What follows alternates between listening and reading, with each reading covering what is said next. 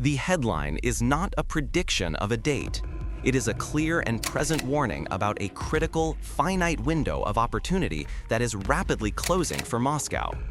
The question is not whether Russia can attack a NATO member, but whether it is compelled to do so now, before the strategic alignment of the stars, which currently favors them, shifts irrevocably. NATO must stop focusing on the enemy's intent and start focusing on the timetable dictated by its own modernization efforts and the Kremlin's desperate resource situation. This window is the most dangerous element in the current geopolitical landscape. The truth is that the Russian leadership is operating under a dual, non-negotiable deadline, a ticking clock that forces them to choose between striking now or forfeiting the ability to execute their grand strategy forever. The first and most urgent deadline is military. Europe is finally waking up to the threat. Following the invasion of Ukraine, NATO allies have committed to a colossal military buildup. We are talking about the full activation of the alliance's defense industrial base. Europe has committed to spending hundreds of billions of euros, a commitment that will translate into actual tanks, long-range artillery, and integrated anti-air systems by 2027. We are already seeing the contracts being signed: the procurement of modern Leopard 2A8s for Czechia, the massive modernization programs in Poland, and the long-term industrial projects being initiated across the continent. While the decision to award a contract for a tank may seem distant, the military logic is immediate. Russia must strike before the massive gap between its battle-hardened, though depleted, army and NATO's future modernizing army closes. The current temporary superiority that Russia holds over the Baltic states and other frontier nations is defined by this single, narrow window. Every day that passes sees more money committed, more factories built, and more equipment ordered. Russia's conventional advantage over a currently unready NATO is a resource that is diminishing with every tick of the clock. The second deadline is political. Russia's most favorable geopolitical environment, the era of volatile, unpredictable, and isolationist rhetoric that breeds doubt and uncertainty within NATO, is finite. The Kremlin relies on the political cover provided by this uncertainty, the public questioning of Article 5, and the commitment of the United States to Europe's defense. This political chaos is the most valuable asset the Kremlin currently possesses. Waiting for a more stable, unified American administration to take power would be strategic suicide. A return to a predictable, forceful, and unified U.S. foreign policy would immediately eliminate Russia's opportunity to execute a limited strike without facing an overwhelming systemic military response. Russia needs political division in the West to succeed, and that division is currently tied to a highly specific, unpredictable political cycle. This confluence of deadlines creates a profound vulnerability gap. Russia's economy is visibly struggling. Sanctions are biting, the budget deficit is soaring, and its domestic energy stability is being constantly challenged by Ukrainian strikes. It is desperate to find a way out of the protracted war of attrition in Ukraine, a war that it cannot afford to win. The window for a successful, low-cost diversionary strike in Europe, a move designed to force the West to the negotiating table on Moscow's terms, is closing rapidly. They are compelled to exploit their decisive temporary advantage, an army experienced in large-scale combat, before the financial and industrial collapse at home and the military modernization of their rivals abroad render the entire enterprise impossible. The time to strike is not whenever they feel like it. The time to strike is now or never. This pressure is the engine of the current escalation, and it is a warning that NATO must heed with extreme urgency. We've established the critical timeline forcing Moscow's hand. Now, we must turn to the method of the attack, which is the most terrifying part of this scenario. The threat facing NATO is not a conventional, Cold War-style tank invasion. It is an asymmetric war, a brutal and hyper-efficient conflict built entirely on the lessons Russia learned from its own failures in Ukraine. NATO's current military doctrine is fatally unsuited for this fight, a relic of a time when the battlefield was predictable and air superiority was guaranteed. The fundamental flaw in the European defense model is its reliance on maneuver warfare predicated on total air superiority. This doctrine, which proved devastatingly effective during the Gulf War, assumes that all enemy threats can be identified and neutralized from the air before ground forces engage. But that requires overwhelming American air power and a limitless supply of precision-guided munitions. In a conflict against Russia, which possesses immense air defense capabilities and the world's second most experienced army, that assumption is a death sentence. The Ukrainian counteroffensive of 2023, where NATO-trained forces struggled to break entrenched Russian lines, provided a brutal, bloody demonstration that the old doctrine is obsolete against a well-prepared defense. Russia, however, has adapted. It has created a terrifying new doctrine built entirely around bypassing NATO's conventional strengths. This new Russian way of war is defined by three interlocking pillars of asymmetry. First, drone dominance. The Russian army relies on a massive, integrated network of drones, FPV kamikazes, long-range reconnaissance drones, and artillery spotters, to establish immediate battlefield transparency. They have turned the sky into a relentless observation platform, creating lethal kill zones that instantly punish any concentration of enemy troops or vehicles. NATO ground forces are not trained to operate under this level of constant surveillance, and their existing electronic warfare, EW, and anti-drone defenses are laughably insufficient. This is the difference between fighting an opponent you can see and fighting an opponent who is literally everywhere. Second, the KABs and the attrition wall. Russia has mastered the use of guided aerial bombs, KABs. These are relatively cheap, heavy bombs, often weighing 500 to 1,500 kilograms, that are launched from Russian aircraft flying far outside the range of most existing European air defenses. The goal is not surgical precision, but saturation and destruction. The sheer volume of these bombs, combined with their destructive power, is designed to shatter forward positions and neutralize NATO's advanced fortifications. Following this softening up period, Russia's poorly trained, though numerous, infantry is sent in to seize the shattered ground. This is a tactic designed to compensate for poor training with overwhelming long-range explosives. Third, the light infiltration. Having witnessed the mass slaughter of armored columns in Ukraine, Russia's ground assault will rely on light, disposable infantry units using motorcycles, buggies, and commercial vehicles. Their mission is not to fight, but to bypass fortifications, penetrate the rear, and sow chaos. This asymmetric maneuver avoids the strong points NATO is trained to defend and instead exploits the most vulnerable areas, the gaps between units and the undefended logistical supply lines. NATO armies are not trained to fight a decentralized enemy appearing deep in their rear. They are trained for frontal maneuver. This brings us to NATO's profound tactical vulnerability. The most immediate defensive systems that European nations possess, the air defenses, are optimized for high-flying aircraft and cruise missiles, not for the low-flying drone swarms that define the new Russian threat. The experience in Poland, where initial attempts to counter simple drones involved the unsustainable expenditure of costly air-to-air missiles, perfectly illustrates this failure. The defense is economically ruinous and practically unfeasible at the volume Russia can deliver. Furthermore, NATO's crucial logistical hubs, command centers, and fuel depots, all necessary for a massive counter-deployment, are dangerously exposed to long-range Russian drones and missiles that can fly under the radar of existing systems. Russia's attack will succeed initially because NATO is prepared for the last war, while Russia will fight the next one. This doctrinal stagnation is the single greatest weakness in the Western defense. We've established the tactical method of a potential Russian assault, but to grasp the existential threat facing NATO, we must now confront the alliance's single most critical strategic vulnerability, its profound dependency on China. This is not a theory, it is the cold, hard reality of the 21st century battlefield, where Beijing holds the off switch for modern European defense. This crisis is the geopolitical heart of the Moscow-Beijing axis. The entire foundation of the war of the future being fought in Ukraine rests upon the Chinese manufacturing ecosystem. Every FPV drone, the most decisive weapon on the battlefield, is a Frankenstein's monster of components, nearly all of which originate in the vast industrial heartland of China. We are talking about the entire anatomy of modern combat: the flight controllers, the video transmitters, the specialized electric motors, the GPS modules, and the batteries. While Ukraine and its allies can assemble the final product, the production capacity for the essential microelectronics and components does not exist at the required scale anywhere in the West.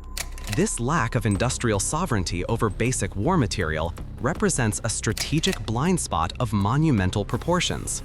NATO's decades-long focus on developing multi-billion-dollar manned aircraft and complex missile systems created this dependency by neglecting the low-cost, high-volume sector. The vulnerability is now clear. If a conflict were to erupt between Russia and NATO, China would not need to dispatch a single ship or aircraft. Its action would be devastatingly simple, surgical, and instantly decisive. An export ban on FPV drone components to all NATO nations, while simultaneously ensuring the flow of supply to Russia. This move would instantly cripple Europe's ability to wage a modern war, effectively granting Russia drone supremacy by default. The military consequences of this action would be instantaneous and catastrophic. European ground forces would be rendered tactically blind within weeks. The ability of European units to find targets, to spot Russian infiltration, or to defend themselves against enemy drone swarms would rapidly vanish. The sophisticated, expensive military hardware that NATO is currently investing in, the tanks, the self-propelled artillery, would become dangerously exposed, easily targeted by Russian drones that now have total dominance in the low-altitude zone. This single, quiet act of supply chain warfare would fundamentally transform the strategic equation, turning a potential conventional defense into a brutal, one-sided attrition. This terrifying leverage is the cornerstone of the Moscow-Beijing two-front strategy. China is not merely acting as a benevolent arms dealer. It is using its economic power as a geopolitical tool. The threat of cutting the drone supply to NATO is the most potent lever to guarantee Russia's success in tying up US resources in Europe. China is counting on the resulting chaos and paralysis to create the perfect window of opportunity to execute its own ultimate strategic objective in the Pacific. The willingness of the West to allow this dependency to persist means that the fate of the European conflict is quite literally being manufactured in factories controlled by its primary rival. This is a level of strategic vulnerability that NATO must address with an urgency that goes beyond military procurement and demands a complete overhaul of its defense industrial base. The simple act of checking the availability of a $5 microchip is now the most critical intelligence task on the planet. We've dissected the technical vulnerabilities and the military strategy of the two-front attack. Now we must shift our gaze to the most insidious and often overlooked front in this geopolitical conflict, the war for Europe's political soul. The Moscow-Beijing axis is not relying solely on missile and drone supremacy. It is actively pursuing a Trojan horse strategy, a sophisticated, well-funded campaign of political subversion designed to fracture the European Union and neutralize NATO from the inside out. This is the non-military component of the grand strategy, and it is equally, if not more, dangerous than any armed attack. The ultimate goal here is to transform the European Union from a strong political rival and a key US ally into a fragmented, dependent market sphere operating under Beijing's economic control. To achieve this, the Axis employs a calculated system that uses Russian military threat to fuel Chinese economic expansion. The scenario is simple. Russian military provocations, the drone overflights, the border closures, the aggressive rhetoric, are designed to create a sense of existential terror among European electorates. This fear, combined with the inevitable economic strain of war, drives voters toward the nationalist, isolationist, and Eurosceptic political parties that promise peace with Moscow and a retreat from global alliances. The problem for Europe is that these isolationist parties are, almost universally, pro-Beijing advocates who are eager to welcome massive Chinese investment. This is not coincidence. It is the deliberate political harvest of years of financial cultivation. The prime example of this political payoff is Hungary. Prime Minister Orbán has become the template for this model, openly embracing massive Chinese capital flows. Hungary is now a critical hub for Chinese investment in Europe, a staging ground for the construction of electric vehicle plants, battery factories, and green energy projects. This is how Beijing establishes its influence, not with military bases, but with billions in economic dependency, securing a political ally who will reliably obstruct EU consensus on issues ranging from sanctions on Russia to human rights abuses in China. This insidious influence is not limited to Hungary. We see it in the rising political traction of parties like Alternative for Germany, AfD, which has faced multiple reports detailing financial or political support linked to Beijing. The strategy is clear: sow domestic chaos in key economic powers, undermine support for the European project, and install political bodies that are more interested in local self-interest than in collective security. These politicians become the political face of an attack that seeks to paralyze the EU's ability to act decisively against aggression. The terrifying synergy between the military and political fronts is undeniable. Russia's provocative actions push the electorate toward these destabilizing forces. The Axis relies on the certainty that internal bickering and the lack of consensus among 27 nations will paralyze any Article 5 response, thus guaranteeing the success of the military diversion and the ultimate objective, the fracturing of NATO. This is the single greatest structural weakness in the Western alliance. They are not fighting two separate enemies. They are fighting a unified two-front attack where the ultimate prize is the political and economic soul of Europe.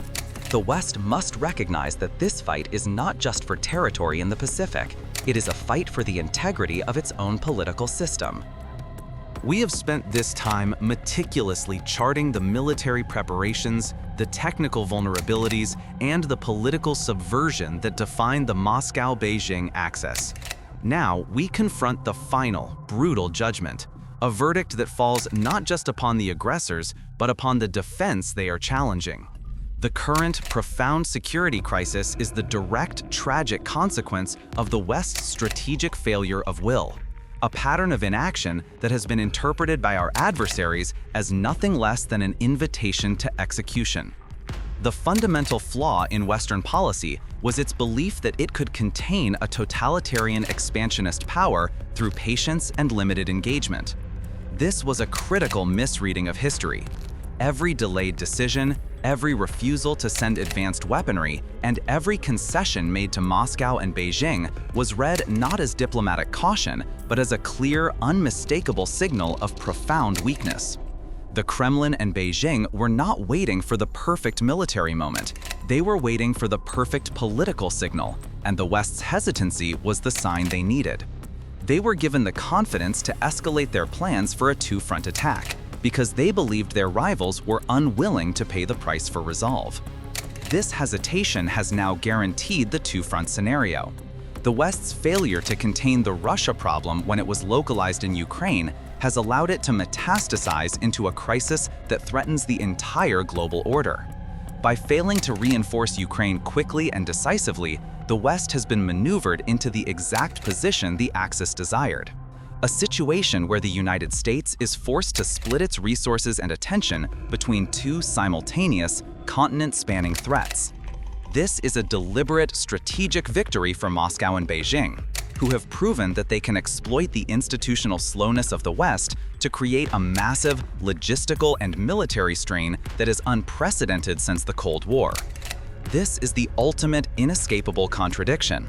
The Axis is not primarily concerned with the total military might of NATO, but with its political ability to unify and execute a rapid counter-response. They rely on the chaos created by their local allies, the Trojan horse of pro-China Eurosceptic regimes, to prevent a unified Article 5 declaration. They are banking on internal bickering, lack of consensus, and national self-interest to paralyze the alliance. They are betting that the fear of being targeted next will prevent European nations from contributing to the defense of the first victim, thus turning collective security into collective surrender. The time for debate and diplomatic overtures is over. The only way to stop this guaranteed crisis is through a unified, overwhelming, and immediate show of force. An industrial and military mobilization that leaves no doubt in Beijing or Moscow that the cost of aggression is insurmountable.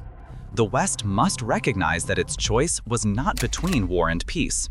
It was, as the great thinkers of the past understood, between shame and war.